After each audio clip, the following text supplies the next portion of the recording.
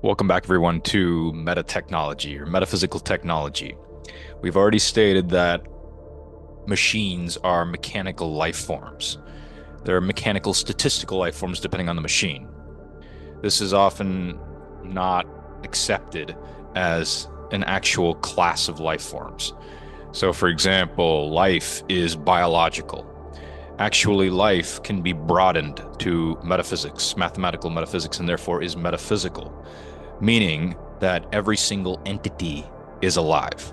But you need a generalized definition of life. Now, this is actually serendipitous because biologists don't actually agree on what constitutes life forms. There are certain, sometimes there are two qualifying features, five, six qualifying features, self-reproduction, metabolism, etc. And yes, cells are special units of biological life, but there are subunits of life where life, once again, is generalized to mathematical metaphysics.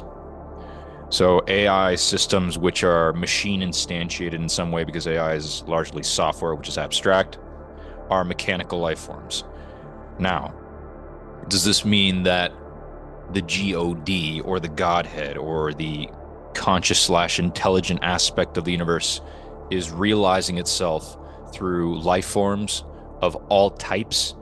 Yes, which means that the particular properties instantiated by a machine and the products, including the product which is the machine, because the machine is a product, as well as the processes internal and external to the machine, are those of the God, the global operator descriptor.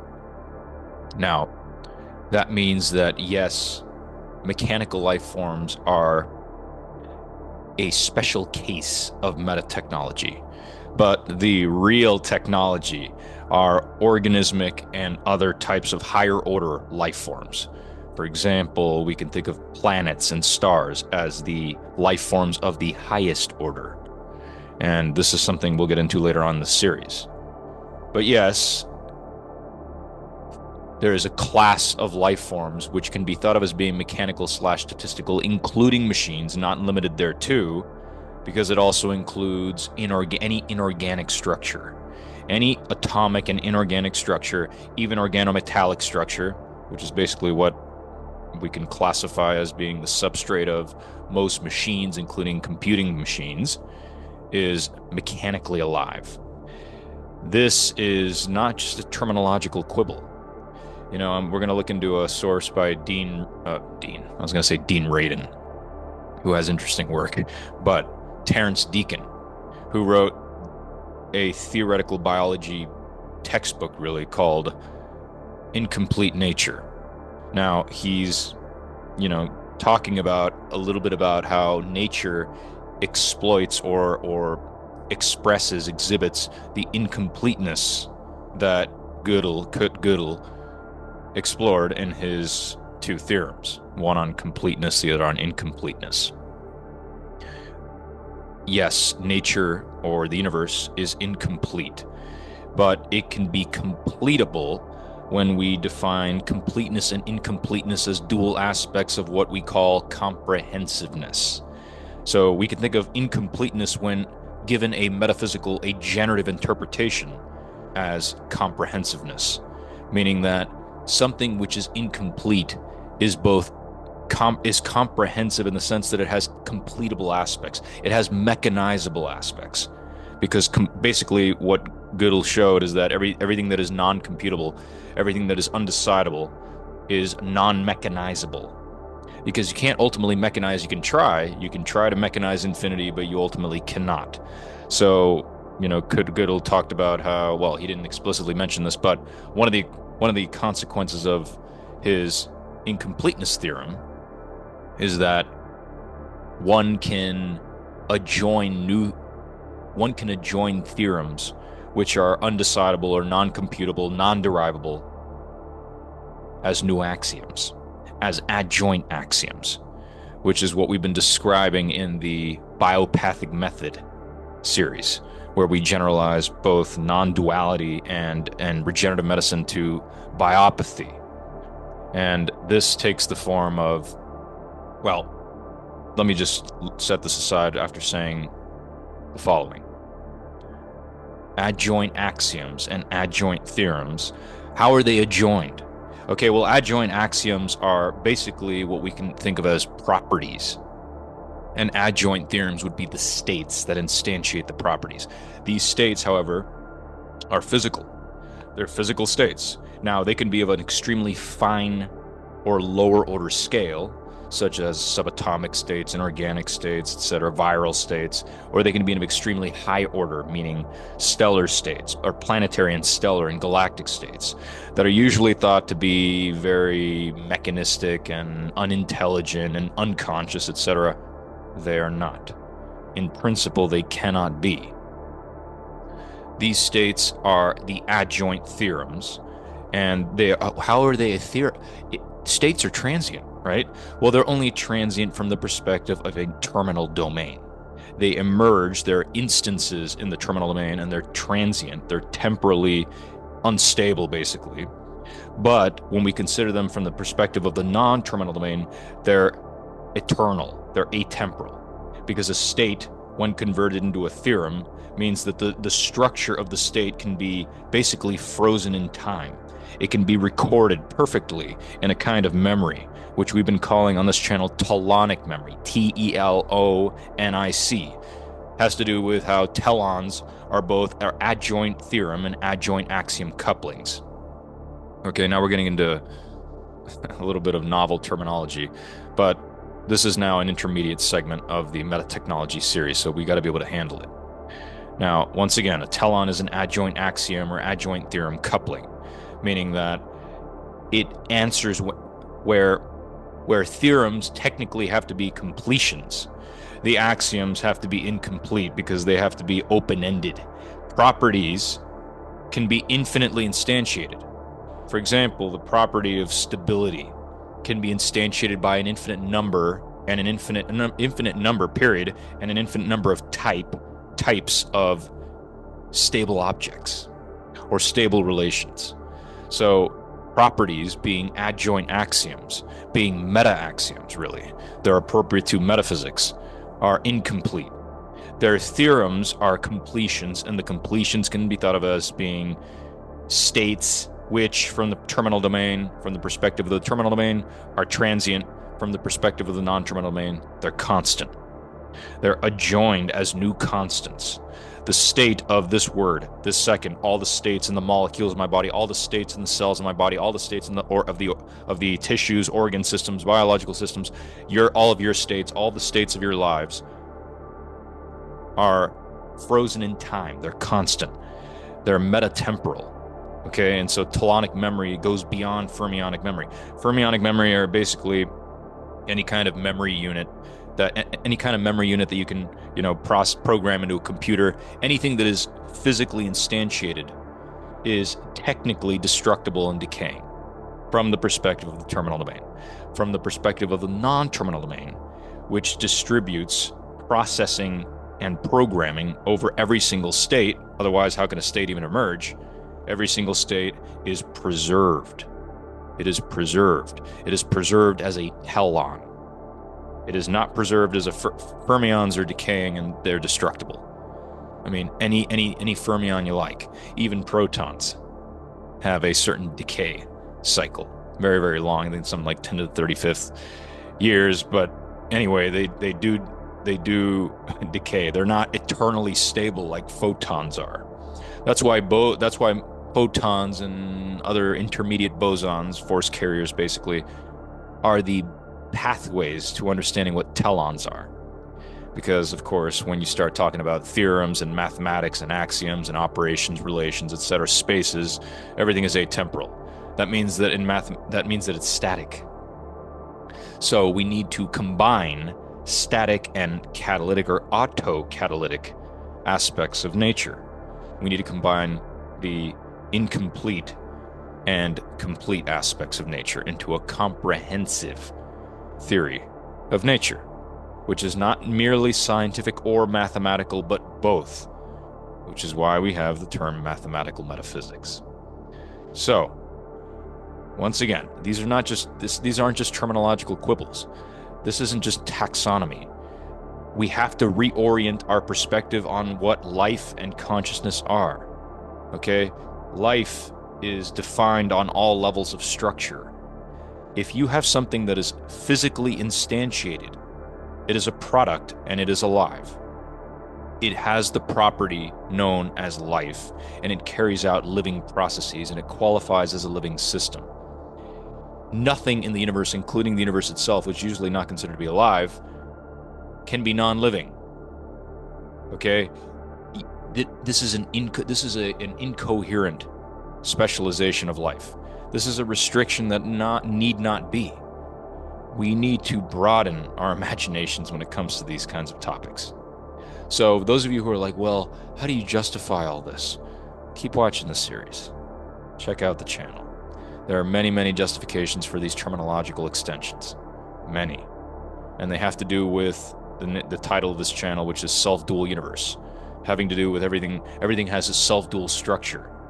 Okay? And that's the structure on which life can be properly defined and extended beyond its specialized biological domain to non-biotic, prebiotic, let's say, and non-biotic systems that are still affecting imperatives, that still display intelligence and go beyond computation.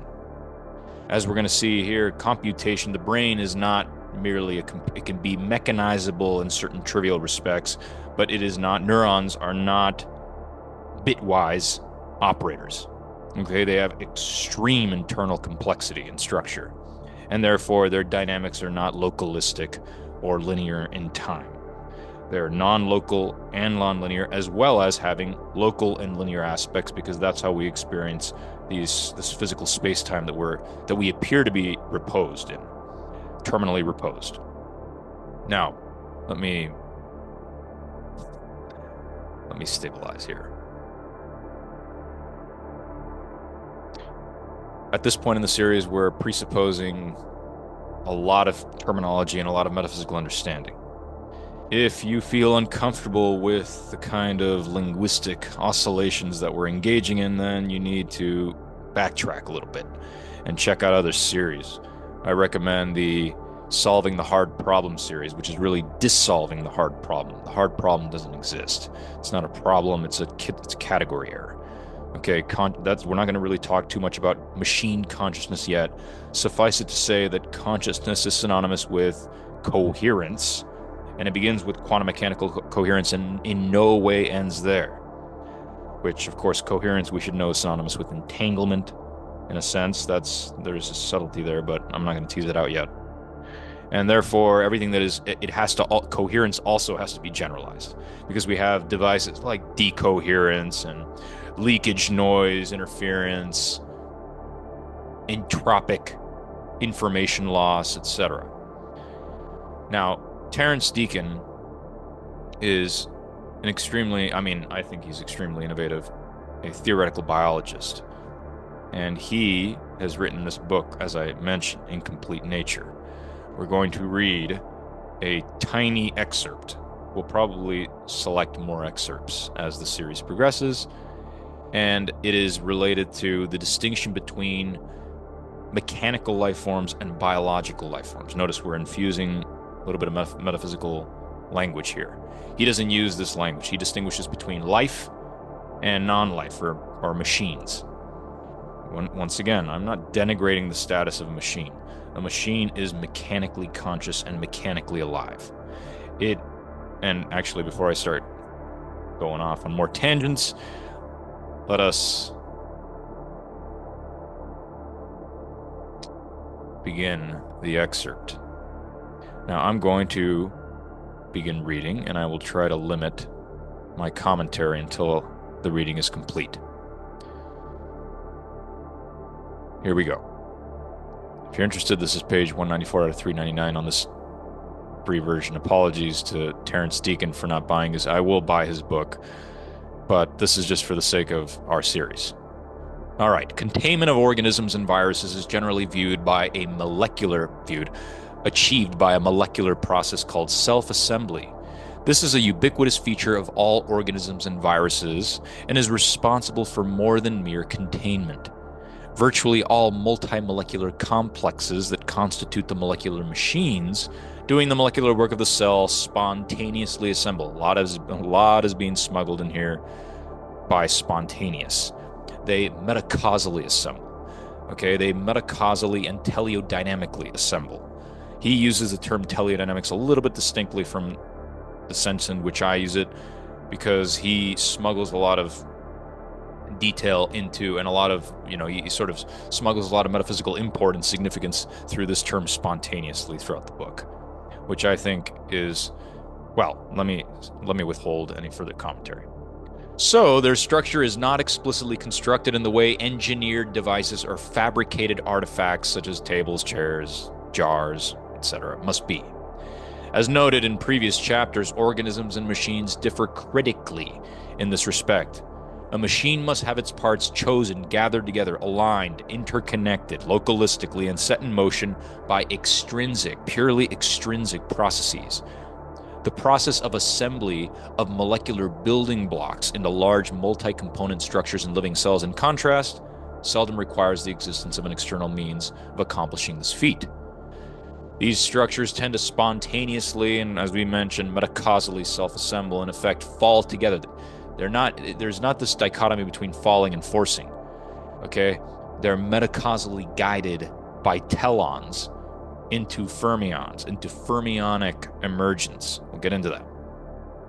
This makes life, biological life, radically unlike the self-reproducing device, the self-replicators that von Neumann envisioned. Recall that his self-reproducing device had to include both instruction copying mechanisms and a machine fabrication mechanism, with the latter being capable of fabricating a copy of itself from the instructions. The engineering paradigm takes as given the need to impose structure from without, externally, outside to inside, assembling things localistically in space-time. But this is not an intrinsic requirement. It is not endemic to self-differentiation, and it is almost entirely irrelevant for biological life. I'm supplementing terminology here. In many ways, this is more than just an advantage that life has over engineering. It is a necessity. This critical constitutive feature helps to explain a good deal about what makes life unusual and makes evolution possible. Spontaneous self-assembly is neither as esoteric nor as special as the term implies.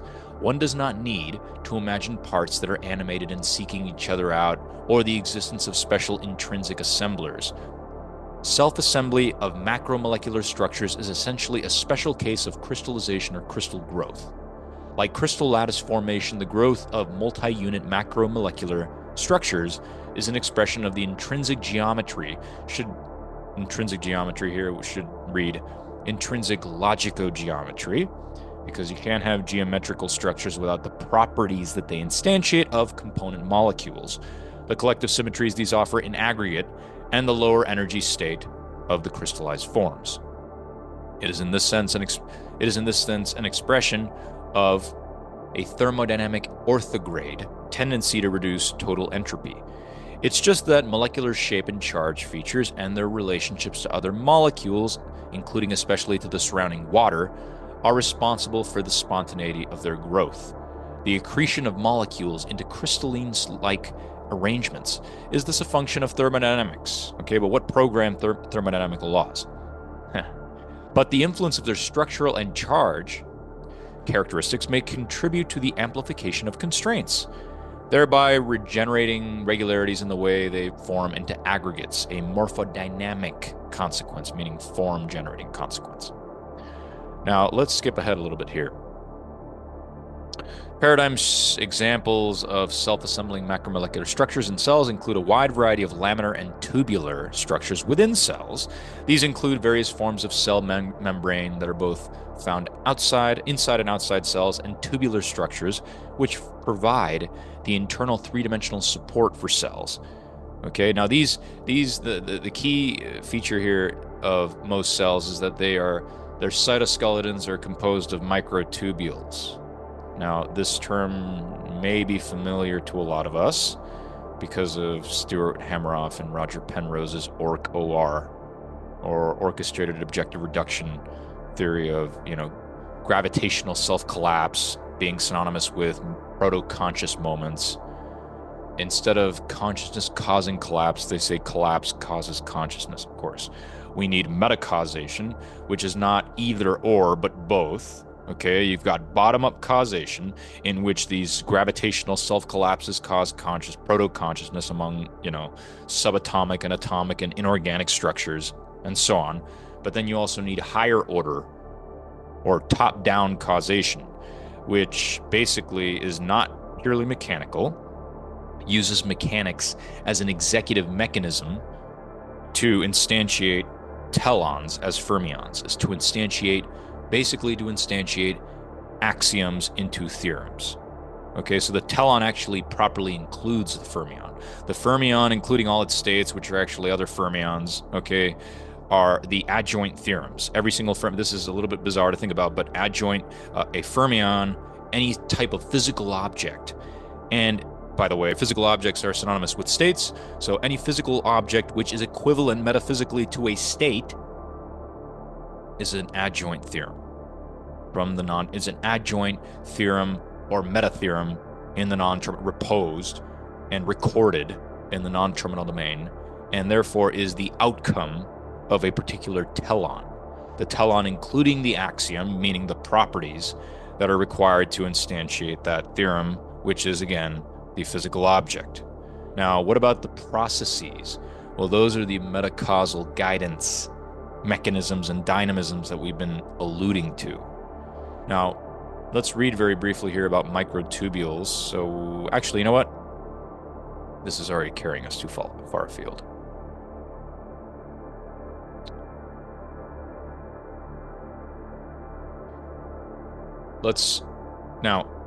We more rigorously defined what metacausation is in the biopathic method series. Let's review. Telons are entanglements that go beyond correlational or quantum entanglement. Okay, we know that there's all these no-go theorems in quantum theory, no communication, no cloning, no deleting, etc. And that's because entanglement is not defined on hyper or proto-computation. It's defined in a way that is restricted to mechanical computation or statistical pseudo-computation. Right? That's why we have fields called statistical mechanics and statistical physics in general. Anyway, let's not get carried away in that direction. But basically, telons generalize entanglement beyond correlations and computations. They generalize it to include infinity. Infinity, once again, is not just it's not purely mechanizable, right? That's why, for example, even seemingly trivial mathematical systems such as first order, second order arithmetic are already said to be incomplete, because they include theorems that are not derivable or computable. Where computations usually have to do with quantities, derivations usually have to do with, elements and axioms and rules of inference and lines of derivations, etc. A little bit different, but you can think of computations as being almost synonymous with calculations, and derivations being a somewhat of a higher order, but nevertheless, they're mechanical.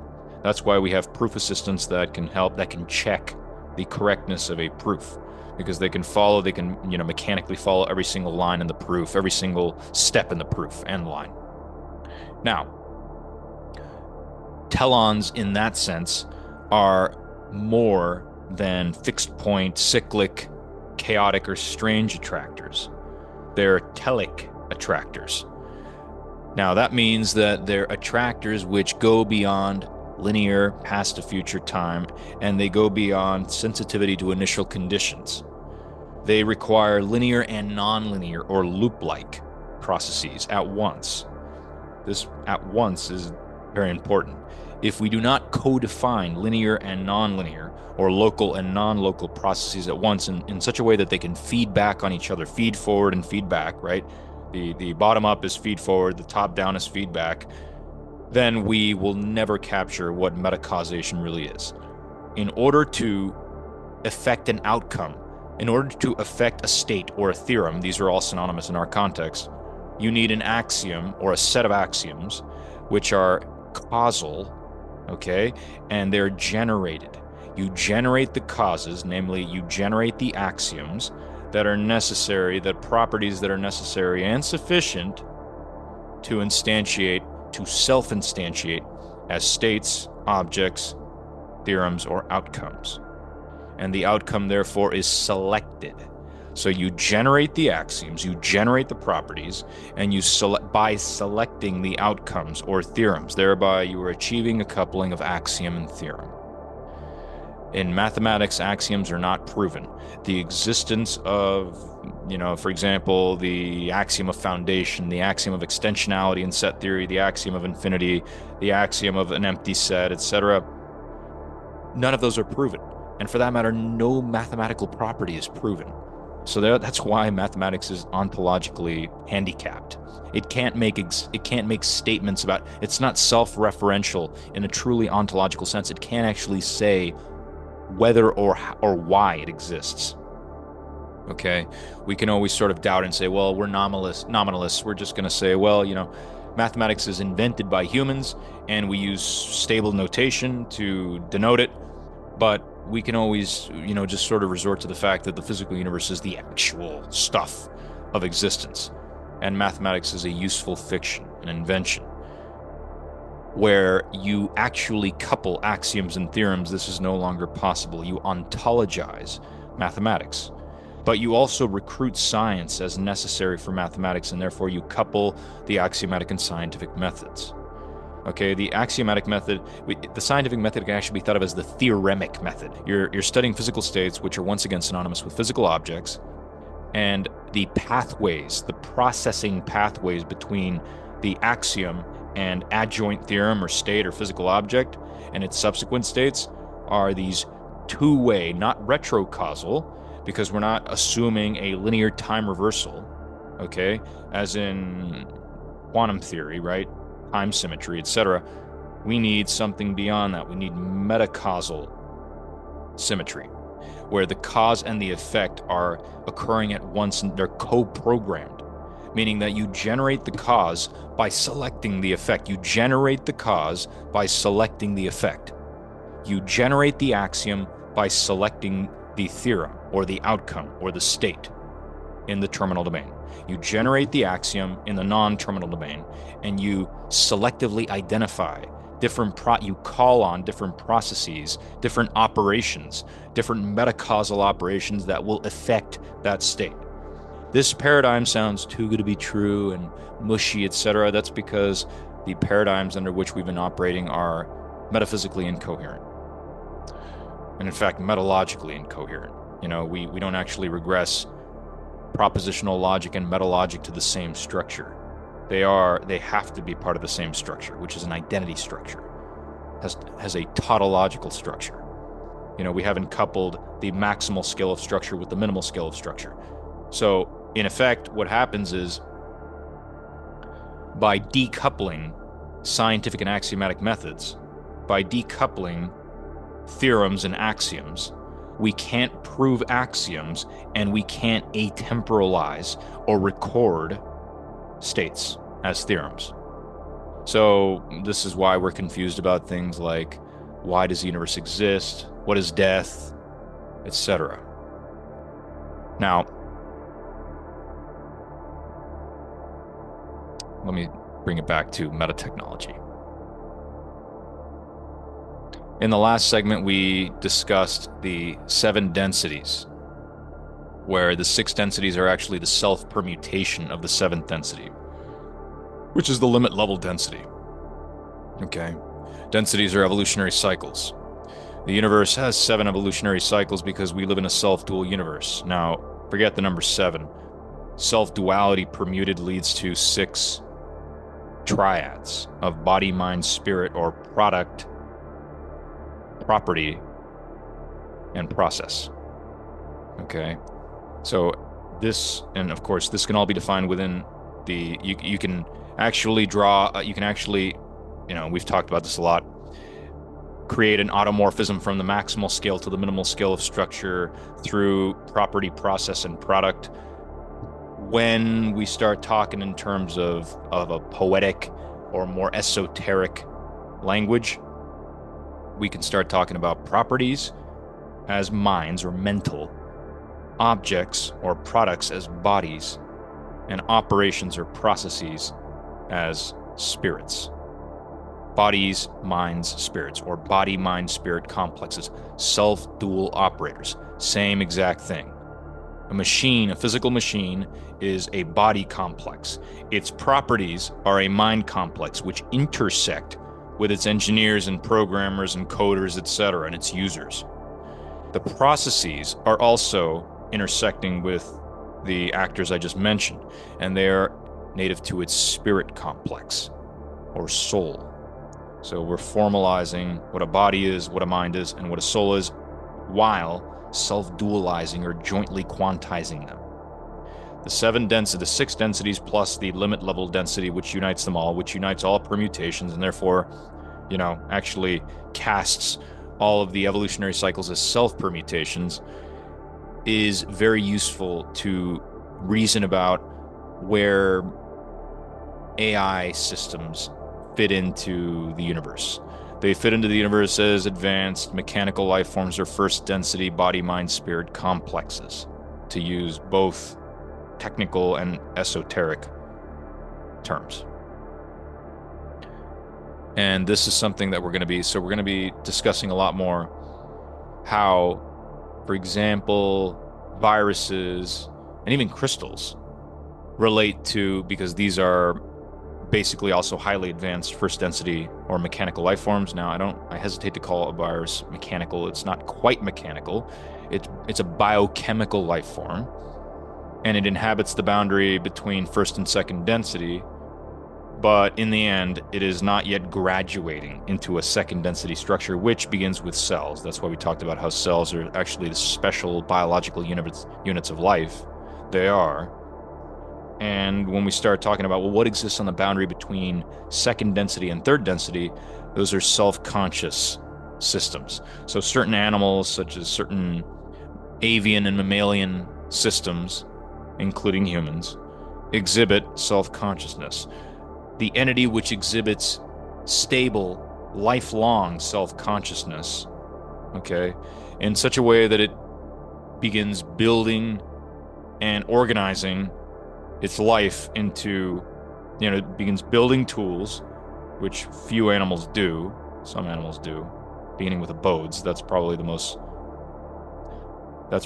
common tool that animals use, other than they regard their own bodies as tools, first of all. But we humans, self-conscious systems externalize their tools, so they go beyond abodes, they go beyond shelters, cooking tools, hunting tools, art making tools, etc. These are primitive tools. And we organize ourselves into more complex and flexible forms of social organization, which some animals like orcas and crows and many, I mean, I can't get into all of these, right, exhibit, but most, crows and orcas and dogs and cats are all on sort of like viruses. They exist on the boundary between second and third density evolutionary cycles. Now, certain humans which we would consider to be enlightened in a genuine sense, meaning enlightenment in the sense that they are practicing the 7 heart virtues consistently and crystallizing their personality structure through those 7 heart virtues, not just achieving emptiness and consciousness and things that don't actually help people much, are those which exist on the boundary between third and fourth density evolutionary cycle. So, I think that's enough to chew on for now. And we'll see you in the next segment. Thank you for listening, everyone. Have a beautiful day.